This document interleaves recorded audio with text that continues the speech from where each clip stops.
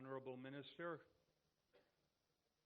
DAS Star, C.G. Reifman, distinguished guests, members of the press, good morning.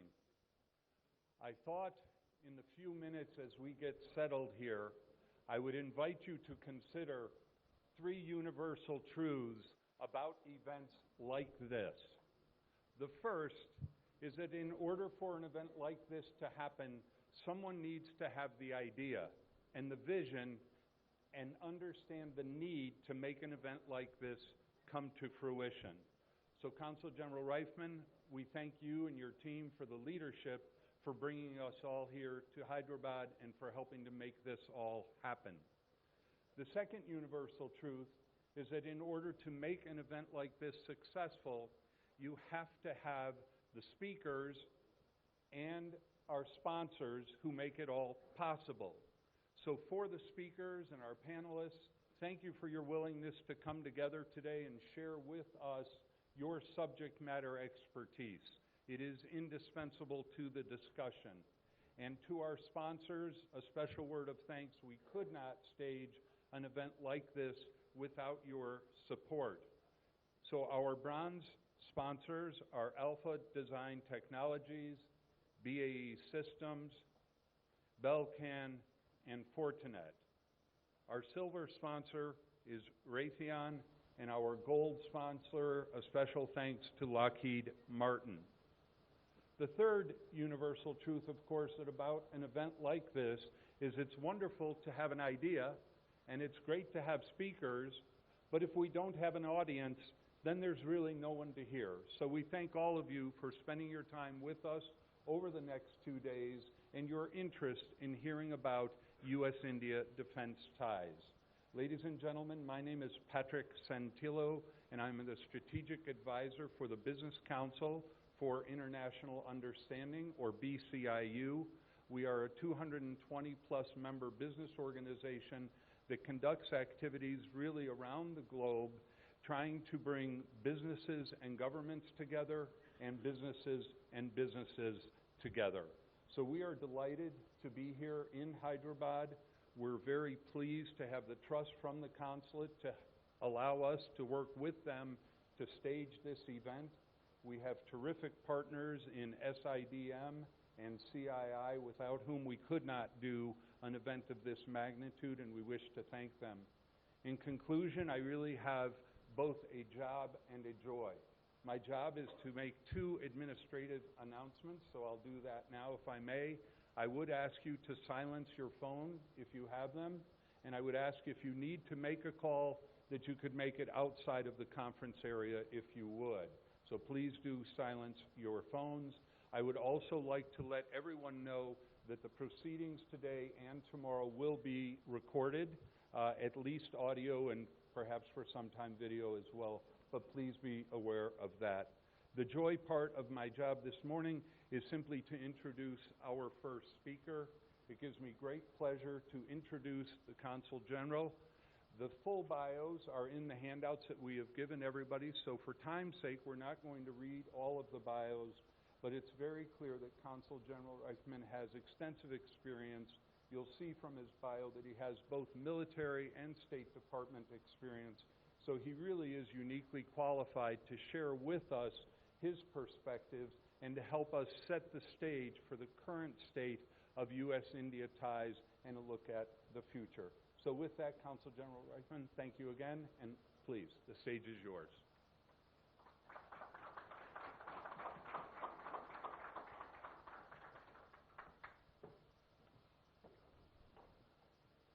Thank you, Patrick, for that kind introduction, and thank you all for joining us for the U.S.-India Defense Ties Conference in Hyderabad, the very first conference of its kind in this vital region for U.S.-India ties. For the U.S.-India Economic Partnership, educational exchange, shared learning, collaboration through business, research, and innovation.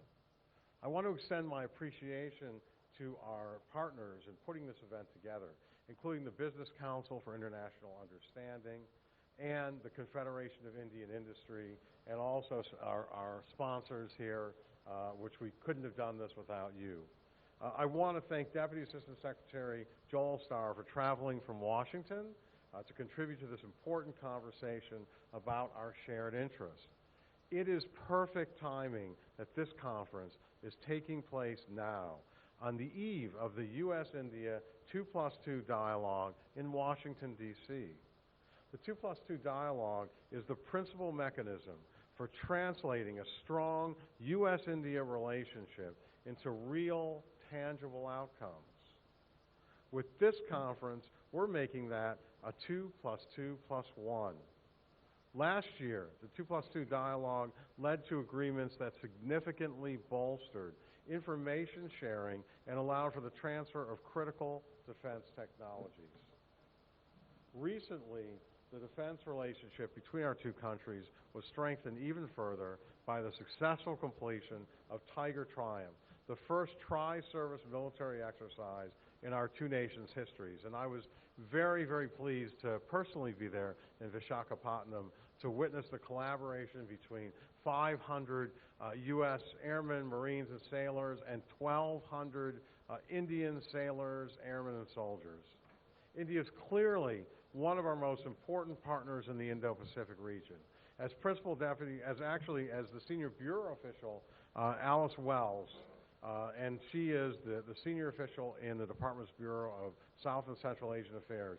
She noted last week that the United States and India have built a strong partnership that helps uphold international norms, builds prosperity, helps to counter terrorism, and advances our shared interest in Asia and beyond.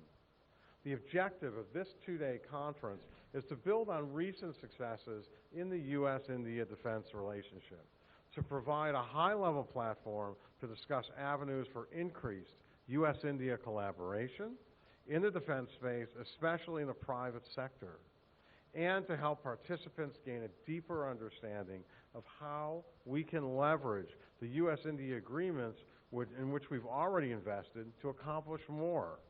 With that, it is my distinct pleasure to welcome Joel Starr, who is the U.S. Deputy Assistant Secretary of State from the Bureau of Political and Military Affairs. And I'm especially pleased to welcome him because it's great to have another Joel in the room, and it's also great to have another JAG who is a military attorney, because we both share that, and legislative background. So with that, please extend a warm welcome to Joel Starr. Thank you.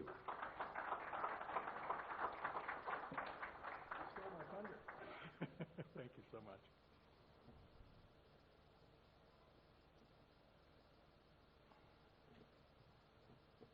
Well, thank you, Consul General Rackman, Joel, and thank you for the invitation today.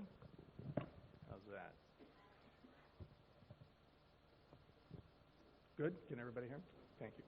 Thank you for the invitation today to be here at the U.S.-India Defense Ties Conference, and it's a pleasure to speak to you today as the new Deputy Assistant Secretary for Regional Security in the Bureau of Political and Military Affairs, as we call it, the PM Bureau.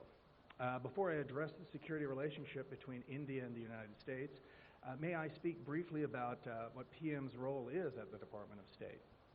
The Bureau of Political and Military Affairs integrates diplomacy and defense, forging strong international partnership to meet shared security challenges, regulating arms transfers and defense trade, directing security assistance, building partner capacity, negotiating security agreements, exchanging personnel with the Department of Defense to straighten the defense diplomacy relationship.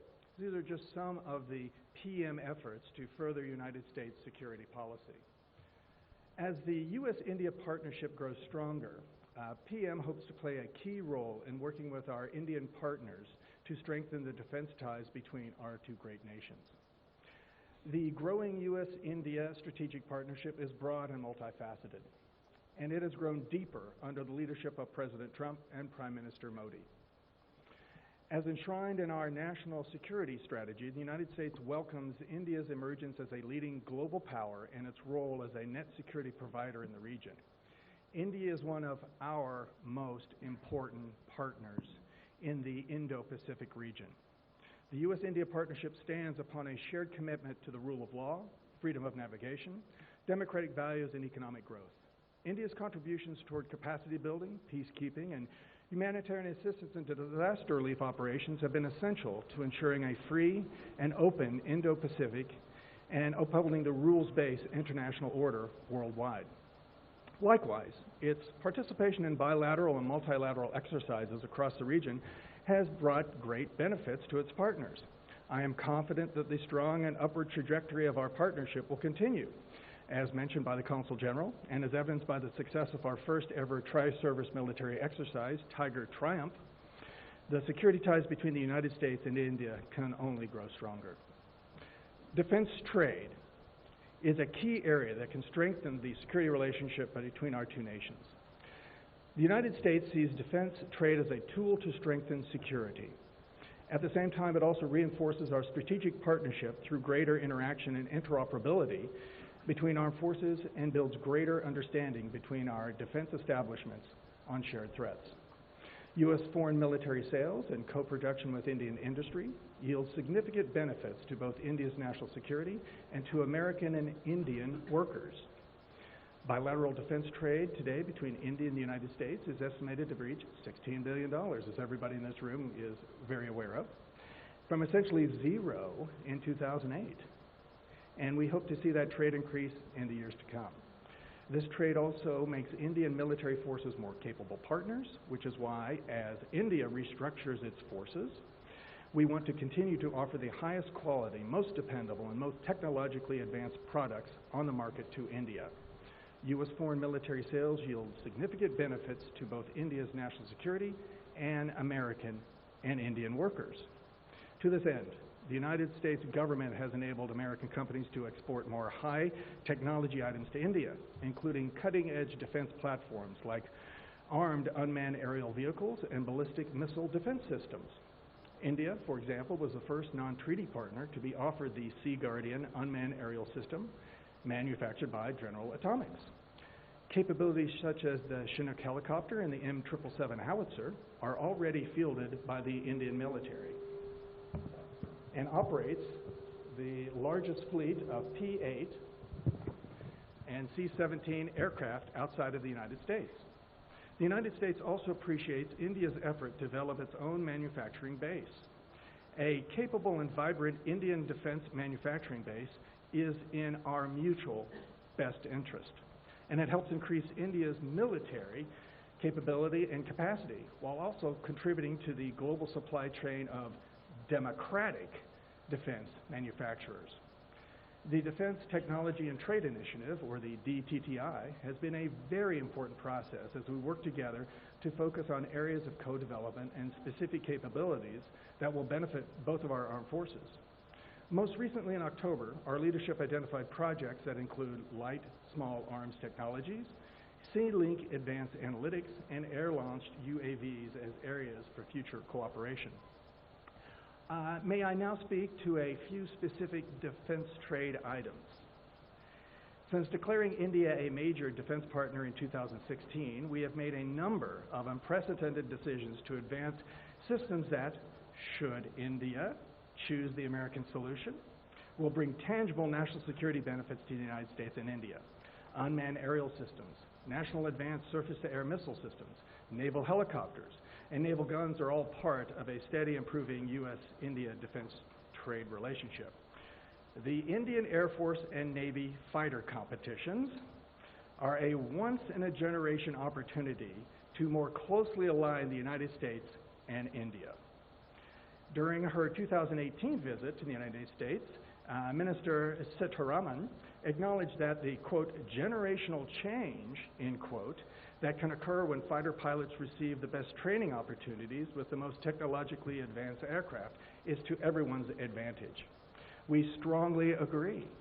We strongly believe that in choosing U.S. fighter aircraft presents an opportunity to not only fulfill military requirements, but to deepen our partnership.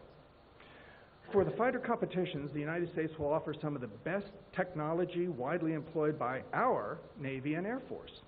The F-18 Super Hornet, F-21, which is tailored by the Indian Air Force. U.S. fighter aircraft would bolster India's defense capabilities, expand its defense industrial base, and position it as a supplier in the global defense sales ecosystem shared by our network of allies and partners. In conclusion, the security relationship between India and the United States continues to grow. From increasing military cooperation, exercises, defense trade, the United States will continue to work with India to ensure a free and open Indo-Pacific region. It is my sincere hope that the work we undertake here today will contribute to this upward trajectory, and I want to thank you again for the invitation to speak here and the opportunity to participate. The State Department greatly values engagements like these, which enable us to talk to you in person and get your feedback. And on a personal note, lastly, I first visited your beautiful country in 2000, 19 years ago. And I think everybody in this room was around here probably at that time and know that it was an evolving relationship. But I actually wanted to go back further, and so I was rereading Ambassador Kenneth Galbraith's book called Ambassador's Journal. And he said back in those days, which was, as everyone would agree, quite different. There were many different challenges. Some of them remain today. And he said that he was always approached by reporters. And he was the ambassador during the Kennedy administration from 61 to 63. And he was always asked by reporters, what is our relationship with India? What is it? Is it good, bad, indifferent, non-alignment policy? What is it? And the ambassador would always come back and say, why do you keep asking me this question? It's presupposing that there's something extremely dangerous between the U.S. and India relationship. In fact, the U.S. and India are quiet and steadfast friends. That was back in 1963. Fast forward 56 years, I want to change that view because it is evolving. And I would say that instead of quiet and steadfast friends, well, I can say that we're certainly not quiet, evidenced by the, I think, great relationship between your Prime Minister and our President. The personal does identify and influence the professional as well. But I would say that instead of quiet and steadfast friends, we are in fact close and ever stronger steadfast friends. Thank you very much.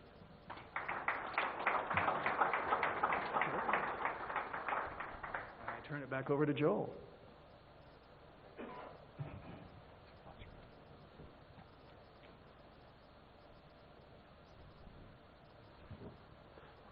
These microphones are easy to get tangled up in. They're for taller people. But one of the distinct pleasures of serving as the Consul General in Hyderabad is the opportunity to work with our next speaker, who is Minister K.T. Rama Rao, otherwise known as KTR. And he currently serves as the Minister of Industries, Information Technology, and Commerce for the state of Telangana. KTR shares many ties with the United States. First, he holds an MBA from Baruch College in the City University of New York. And he also worked in the technology sector in the greater New York area. And you'll be hearing about, those of you who had the opportunity to visit Lockheed Martin and other facilities of Boeing, and you'll see what a successful defense cluster that Telangana has assembled. And you'll also hear about something called TS-IPASS.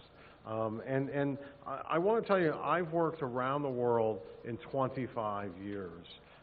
And during that time, I have not seen a more strategic vision for assembling defense clusters, IT clusters, and biotech clusters than that spearheaded by Minister KTR. It's truly, truly impressive. And I remember my second day on the job, I had the privilege of being on hand when Amazon headquarters opened up, their largest office building in the world, which houses 15,000 employees. That project was approved in 11 days. That is a world-beating record. I also, a few weeks later, had the pleasure of being on hand for the opening of Micron Technology's new headquarters. And from the time of approval to the time of the ribbon cutting was a year. So this really is a testament to the effectiveness of Minister KTR. And I think that it was, as we focus on defense firms, that partnership between U.S. and Indian firms will continue to grow, and both of our countries will continue to benefit. And a key part of that is in Hyderabad. because of the synergies that are developing here. So we hope that this conference allows all of us to continue to build on past successes and to further cement government and commercial ties that have enabled our unique friendship to flourish.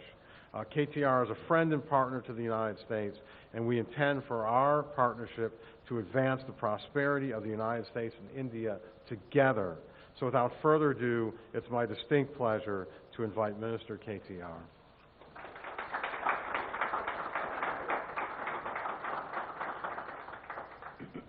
Good morning. Welcome you all to Hyderabad.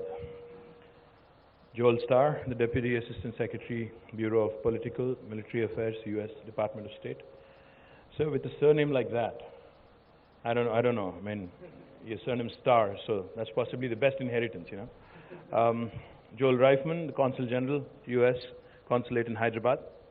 I'm glad you've chosen Hyderabad, for this event. As Consul General Reifman pointed out, Hyderabad happens to be one of the largest and one of the most strategic locations in India, especially with respect to defense and aerospace industries.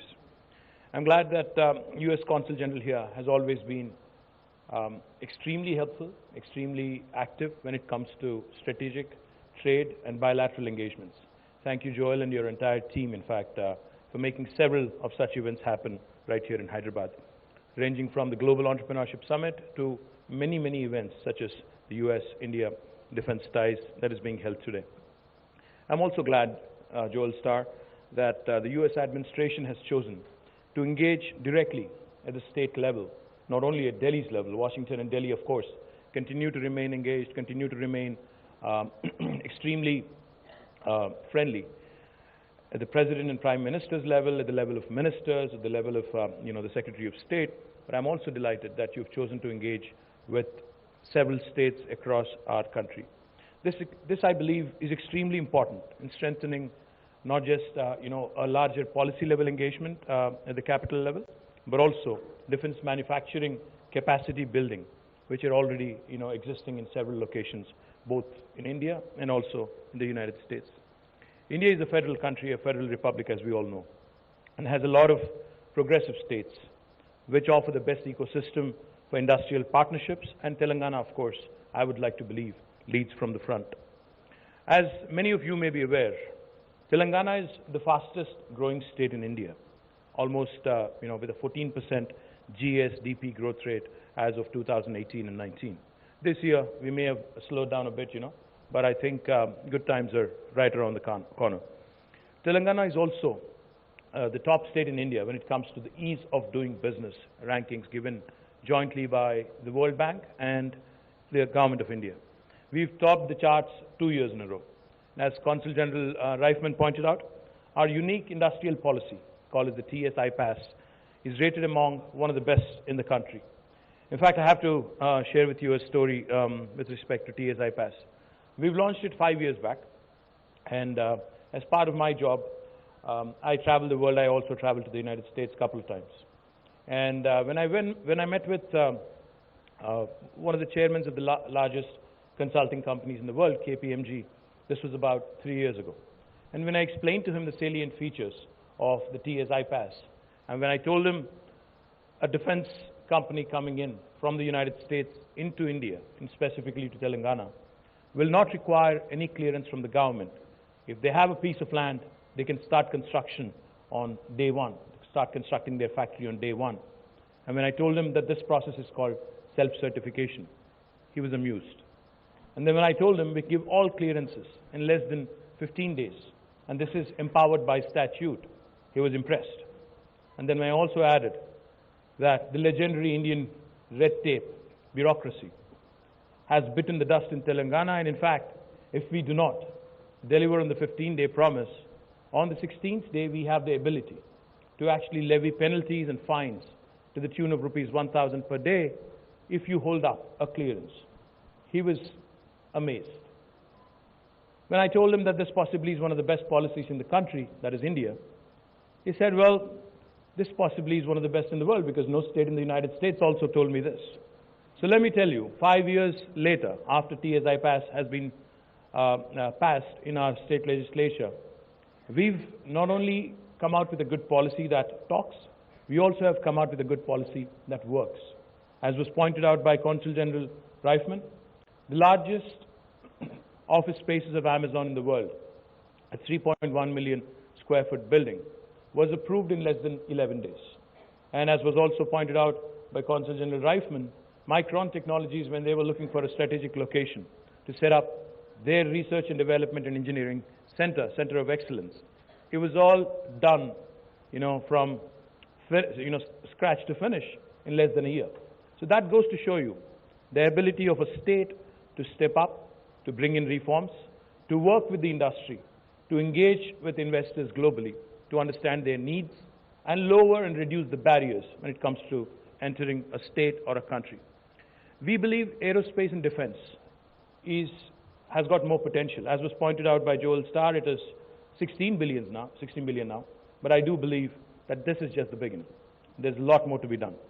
As part of that, let me also bring you up to speed on the strength of Hyderabad and Telangana as a state.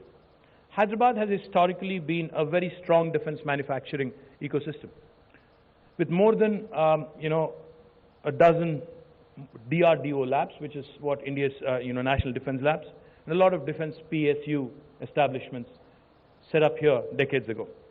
We also have, as a result of these labs, a strong private sector industry with more than 25 large companies and more than 1,000 MSMEs in aerospace and defense sector. Aerospace and defense ecosystem in Telangana has witnessed unprecedented growth in the past 5 years. The role of US OEMs in developing the aerospace and defense industry in Hyderabad is extremely significant. In a short span of time, the state ecosystem has attracted large investments from United States OEMs such as Lockheed Martin, Boeing, GE, Pratt & Whitney, Honeywell, Collins Aerospace, etc. For example, Lockheed Martin first started manufacturing the C-130 empennages from Hyderabad. Their entire factory, I'm told, was built in 11 months and production started in about 13 months.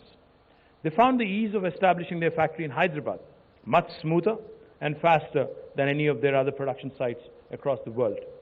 Today, the fuselage of US presidential helicopters, Sikorsky, are made in Hyderabad. Lockheed had recently started the production of F-16 wings from Hyderabad, subject to correction, of course. I see William looking at me. Tata Lockheed Martin is looking at doubling its capacity and expanding further in Hyderabad. The fact that Lockheed chose to bring such prestigious projects one after another in close succession indicate the confidence they have in the ecosystem in India and more particularly in Hyderabad and in Telangana. Another aspect to highlight is that the entire manufacturing is export oriented. So it's not just make in India, for India's needs, but this is making in India for the world, which is where I think this ecosystem and this industry has a lot to offer. It is not just the current manufacturing in Hyderabad is not just linked to any offset or supply to Indian forces. This shows that Hyderabad has evolved as a preferred low-cost manufacturing ecosystem for global production. The real Make in India and defense programs successfully demonstrated by Lockheed has attracted several other US OEMs, such as Boeing, to establish their factories in Hyderabad. Aerostructures for Boeing Apache attack helicopters and Chinook helicopters are built and exported from Hyderabad. To take another example, when GE initially decided to establish their engine manufacturing plant in Asia, they could initially think only of Japan or Korea that have the skill base to support complex manufacturing involved in the aero engines. However, when they started the GE aero engine facility in Hyderabad eventually, they could easily find highly skilled talent available locally. Their production started in record time also and is currently running well ahead of planned schedule. Today, we have leading OEMs such as Raytheon, BAE Systems, Collins Aerospace, Honeywell, etc., sourcing critical components and subsystems from Hyderabad-based local industries. Global aviation majors have also established their technology development, engineering, and R&D centers in Hyderabad. Among strategic Indian players, Tata Group has significantly large operations in Telangana and currently runs over 90% of their aerospace manufacturing from our city, Hyderabad. Other leading defense majors such as the Adani Group and Kalyani Group also have established their various aerospace and defense projects in Telangana. In terms of infrastructure, we have 4 dedicated aerospace parks in Hyderabad and 50 general engineering parks which are provided with high quality infrastructure for precision and engineering industry. We have in Adibatla an aerospace SEZ which has come out to be a strong cluster, which has emerged into a strong cluster. Also in Nadargul Aerospace Park and in the GMR Aerospace SEZ which is attached to the Hyderabad International Airport, and also Adani Aerospace Park which has come up recently. A large number of aerospace and defense firms are also operating from the various electronics manufacturing clusters, hardware parks, technology parks and SEZs catering to the aerospace and defense sector. We are creating 2 more aerospace and defense parks to meet the increasing demand in our state. Let me also remind you that skilled workforce is an extremely important component of this industry, of this high-tech industry. Availability of abundant supply of highly skilled and industry-ready workforce has been a significant differentiator for Hyderabad. To make world-class skilling accessible at affordable rates, the state government has partnered with global institutions such as Embry-Riddle Aeronautical University, Cranfield University, and Aerocampus Aquitaine to offer need-based aerospace and defense certification courses in Hyderabad at relatively affordable cost. Training support for new industries is also provided through state-run skilling agency called as the TASK, Telangana Academy for Skill and Knowledge. The government is also planning to establish a world-class aerospace university in Telangana very shortly. I invite US defense majors and their training partners to be part of this initiative to create a large pool of skilled manpower for your own factories as well as for your local supply chain partners. Government of Telangana has also focused on innovation in a big way and has established several novel institutions to support innovation and startup ecosystems catering to major sectors including aerospace and defense. T-Hub is India's largest technology incubator, which is a state government initiative. T-Hub has partnered with leading US OEMs such as Boeing, Pratt & Whitney, Collins Aerospace, etc. to promote and accelerate innovation in aerospace and defense industry. Boeing Horizon X and Boeing Build programs both were jointly hosted by T-Hub and Boeing. Government of Telangana is also coming up with T-Works, India's largest prototyping center for electronics, electromechanical and mechanical startups. In fact, recently T-Works has test-fired an indigenously made UAV for Indian needs and for the growing needs of our industry. With cutting-edge infrastructure and spread over 250,000 square feet of space, T-Works can facilitate more homegrown aerospace and defense hardware startups. State government has also launched what is called as RICH, the Research and Innovation Circle of Hyderabad, for bringing research work from top scientific research institutions such as the defense labs and PSUs also to market. Aerospace and defense, of course, is a priority sector for Research and Innovation Circle of Hyderabad. Various centers of excellence in aerospace and defense are also coming up in the state in partnership with industry. Thus, when it comes to aerospace and defense industry, there is no better ecosystem in India than that is offered by Telangana. I would once again urge the US government agencies to directly engage more with progressive state governments like Telangana. Your industries, which have already chosen our ecosystem, we will continue to, of course, promote and support all of their initiatives and all of their issues. And in fact, one of the things I keep mentioning whenever I meet top leadership managements of various industry majors, I keep telling that when you have a state as a partner, such as Telangana, to represent your issues in Delhi, to champion your issues in Delhi, to advocate and to be a pleader for you in Delhi, it will make your job easier. So when you have a state as a partner, when you have a state working with you to champion the industry cause, it only makes your job and our job easier. Appreciate US Consul General in Hyderabad to take taking this wonderful initiative to organize such an important conference in Hyderabad. But I do hope, Joel, that you will continue to host it in Hyderabad and not move it elsewhere in India. Once again, thank you very much, and I hope you have successful deliberations over the course of the next couple of days. Thank you.